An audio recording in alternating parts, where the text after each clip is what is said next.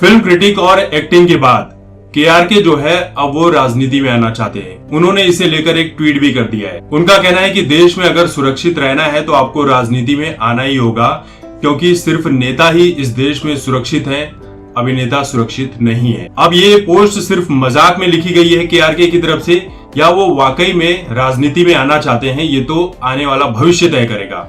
लेकिन केआरके ने जो भी बोला है वो बिल्कुल सही बोला है, इस बात से हम सभी एग्री कर सकते हैं। क्योंकि हमारे देश में कोई भी पॉलिटिकल पार्टी हो, उसे फ्रीडम ऑफ स्पीच की, गुंडागर्दी की, दंगा करने की, गालियां देने की, हर गलत काम करने की पूरी खुली छूट है।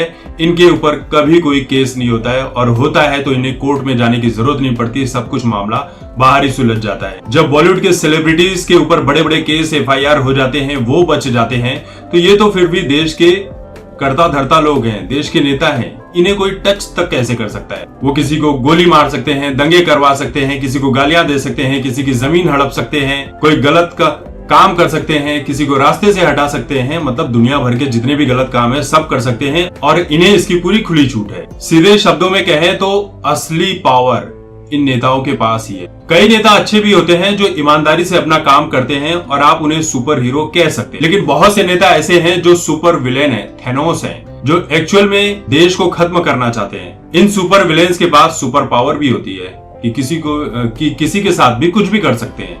राजनीति की ताकत से ये जितना गलत करना चाहें कर सकते हैं, पूरी खुली छूट है। लेकिन ये नेता भूल जाते हैं कि इनके अंदर कितना भी पावर हो, एक सबसे पावरफुल चीज जो है वो ऊपर है, भगवान, ईश्वर।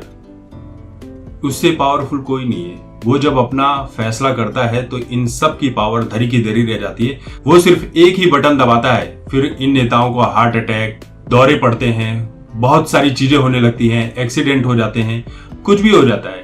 तो उसके बटन के सामने, उसकी सुपर पावर के सामने इनकी कुछ भी नहीं चलती है। लेकिन केआरके ने जो कहा वो बिल्कुल सही कहा है कि राजनीति में जो है वही सुरक्षित है, बाकी आम इंसान की क्या हालत होती है हम सभी जानते हैं।